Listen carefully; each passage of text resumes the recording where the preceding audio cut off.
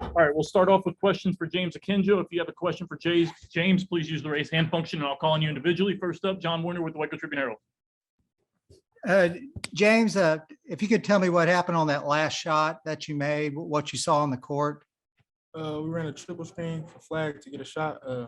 Obviously, he had it going all night, but we kind of anticipated they was going to stun off the ball. So credit to Flag making the right play. But when he stunning off the ball, I caught it. I wasn't in rhythm enough to shoot the three because he kind of did a good job getting back.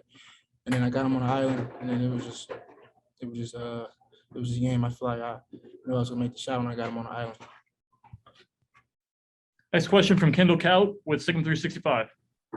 James, you've been 0 of 7 going into overtime, yet you either assisted or scored on all of Baylor's buckets in that period. What was going right for you, and what were you seeing that worked for you in overtime? Nothing different. I just want to stay with it. Teams are doing a much better job of keying in on me. So through regulation and throughout the whole game, Flag had it going. So my only concern on the floor was how can I get him a good shot every play down, because it seemed like every time he shot the ball, it was going in. But in overtime, they started keying in on him, and that's when I kind of got loose and just got going. You can't really think about what's going on in regulation when it's winning time. You got to kind of put that in the back of your head. Next question from Eric Kelly with KWKT-TV in Waco. Hey, James. Hey, just in terms of where you were, you talk about how you start out cold, but then you have that confidence to hit those shots in overtime. Did you always have that, or where and at what point in life did you develop that mentality to be able to block something like that out? I think if you've seen me any other place I was, I think nothing that you could question my confidence. I think everywhere I play at, you kind of see a big confidence, big shot taker, big shot maker mentality with me. So, I feel like that's always been there for me. Next question from Kevin Longquist with SigmaSports.com. James, I was going to ask you about obviously the run that Oklahoma State went on at the end of the first half to get the lead. What was kind of the mentality of the team, of the locker room, because you guys had controlled the pace for that until they went on this big run? We just wanted to stay together. Road games on the Big 12 were tough, so we were playing good. We knew they was going to go on a run at some point. So it was all about, basketball is a game of runs. So it was all about, how you can, manage those runs and stay together and keep going and weather the storm. And I think that we did a good job at that. Final question for James from Andrew Miner. Yeah, James, could you comment a little bit on how great it is to have Adam in the backcourt with you to lift you guys up, when you might be having an off night or others might be having an off night? Yeah, Adam is great for us. He's a big shot maker. He's somebody you can't help off of. He's great at stretching the floor, and credit to him. He did his thing tonight. He really got it going early. He just stayed with that same rhythm, and we needed it big time. All right, thanks, James. All right, everybody, I'll be back with Adam Flagler in a minute. Call on you individually. First up, John Warner with the Waco Tribune Herald. Adam, you were extraordinarily hot. How did your knee feel? And, did you just feel like you're in a good groove? Yeah, my knee was fine, but, once I get out there, I try not to focus on it too much. And my teammates just did a great job of finding me. I had a lot of wide open shots. So, it's my job just to knock it down. So I had the easy part, but, credit to them for the game that I was able to have today. Next question from Kendall Kaut with Sigma 365. Adam, you played every minute of the second half in overtime. Where were you able to kind of find that willpower? What did you kind of find in yourself to get those 2 charges in overtime? We pride ourselves on toughest team wins, and we kept saying that, in the huddle. So, being that I am an older guy and one of the leaders, I pride myself on, taking those tough plays and, taking it to heart and just sacrificing my body for the team. So. Next question from Eric Kelly with KWKT-TV. James, what is it about, Adam, what is it about James that, he's 0 for 7 going into overtime, but you guys have that confidence where he's going to make those big shots when you need it? Man, just the amount of work, he puts in is ridiculous. So we all have so much confidence in him, and he always stays even keel, and we know that we can depend on him. He's been in a lot of big time games and performed at high levels, so we know, what he's capable of. We just continue to tell him, your shot's about to get going, you about to get going. And then once he got going, he pulled us through. So I appreciate him for that. Next question from Kevin Longquist with SignatureSports.com. Yeah, Adam, I just wanted to ask you a little bit about the final play where James hits the game winner, because he said that you were the first option on it until it was deferred to him. But just kind of take us through how that play unfolded from your perspective before it went to James. Yeah, in the huddle, we had it to where I was coming off a triple screen, and then I came off, and I had it, and then I passed it to him. It's like he was about to pass it back, but once I got going, they denied me, and we knew that in the huddle, so we all told him, just be ready. Your time is your time to shine. And we had all this confidence in him. So when he made that shot, I was stoked, but at the end of the day, I knew, the job was going to be finished because he's a killer. Next question from Andrew Miner. Adam, I'd like to go back to the final sequence of regulation. You missed a 3, and then Oklahoma State had that crazy ending where they had to review if the shot was released before the shot clock went off. Was just curious if you could walk me through what you guys were thinking about then, and then if what was said before overtime in the huddle. We knew that we were going to be going into overtime. The shot clock went off, and he had the ball in his hand 0 seconds. So we were just trying to tell each other, keep calm, focused, and let's take it to overtime. And, if we call it 5-9 in the sense that we got 5 minutes left of the game to just beat it at a high level, and toughest team wins, like I said before. Anything else for Adam before we let him go? All right. Thanks, Adam. Thank you, guys. Coach Drew's up next. Well, I think tonight was a fun college game. If you're a college basketball fan, you had to enjoy how 2 teams really competed, battled, fought through fatigue. Oklahoma State coming off an overtime win.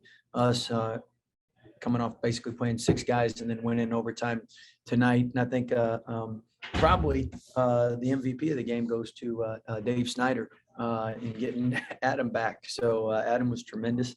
And what won't show up is obviously his defense leadership and some of those things in the stat category. But instead of forcing a shot at the end, getting it to James and letting James get a good one shows you his maturity.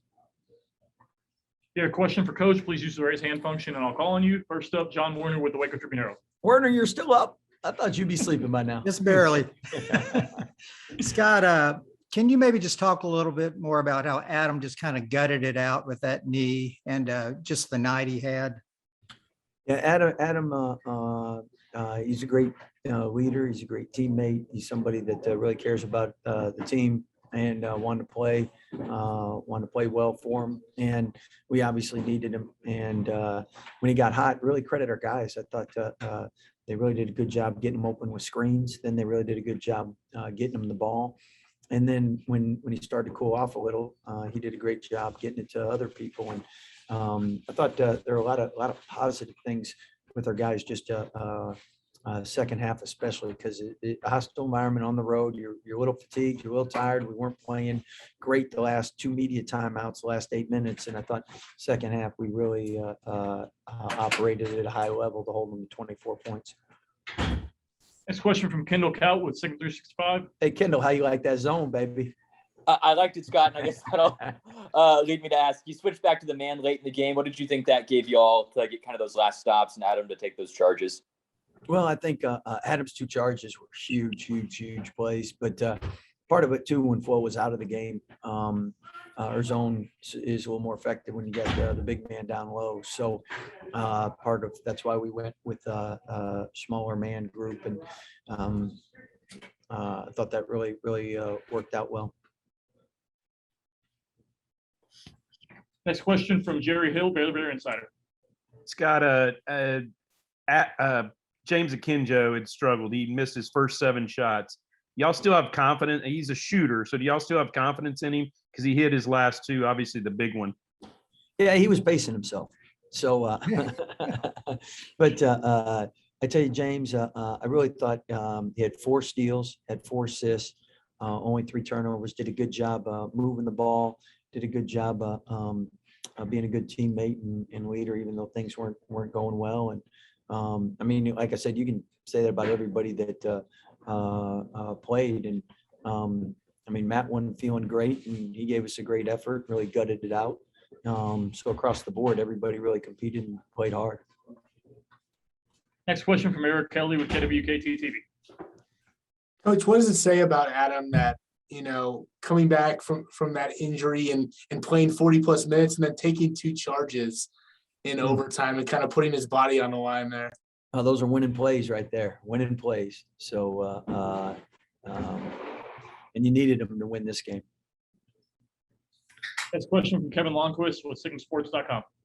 Scott, your team has been through what you would consider like maybe 6 of these gritty type of wins, but how does this one compare to maybe the others? Because you've had such a thin lineup where you've shuffled guys in and out. Obviously, you don't have John for the year, and then you're on the road with 48 hours turnaround time from TCU where you only played 6. So how does this rate versus all the other ones that you've had to gut out? Well, I think, first of all, road wins are really hard. And then the second thing is what the terms that you said, Saturday to Monday. And then the other thing is this the first game, DK, where the team had a shot to win it and missed? Yeah. So, I mean, I think this is the closest one we've had. So, and how about that free throw shoot? 7 for 8. I think DK Flo was 3 for 4, wasn't Yeah. They had 2 for 3, but I thought he was 3 for 4 because No, he was 2 for 3. didn't he have 2 shots and he made both at the And 7 he or missed 8 the minute front end of mark? the 1-and-1. I thought he made the first one. Really? No, he didn't. Okay, missed it. Okay. My bad. I was really excited. 3 for 4. 2 for 3, not bad, but 3 for 4, I was really excited. Smoke, I saw you had your hand up a second ago. If you pulled it down. Yeah, I hope I'm on. Am I on? Yep. Scott, this has been draining with what, and obviously Kevin brought this up. To watch your players do what they've done the last couple of games, considering where you are, what do you see? What do you like goes through your mind during that kind of game? Well, you're just honestly on the next play. How do we win this next possession? And then as a coach, when you get this close and you know the effort that everyone put in, you really want them to win because you want to be rewarded with that. But if he would have made that 3 and it had been crazy, or if they made that shot before overtime, I'd have really been proud of their effort second half because I thought we really competed. I thought first 12 minutes were really good. We just had an 8-minute tough stretch. Other than that, we're really good. Final question from Andrew Miner. Yeah, Coach, since Jonathan went out with his injury, the next 3 games, you guys have been out-rebounded by your opponent. What do you look to fix with the smaller lineup in John's absence, especially moving on to Kansas on Saturday? Well, obviously, you can't replace the 31st best rebounder in the country offensively. But what you can do is be efficient with the ones you get. We got 13 offensive rebounds. They got 12. We got 13 second chance points. They got 7. So you take that any day of the week, twice on Sunday. The next thing is hopefully sometimes when you shorten your rotation, it helps with turnovers. And we had 12, including overtime, which is tremendous. And last game, I think we had 11 or 12, right, against TCU. So there's some things we can offset. Obviously, you're going to miss him and you can't replace him, but I was talking with a Navy SEAL and he gave me great advice. Focus on what you have.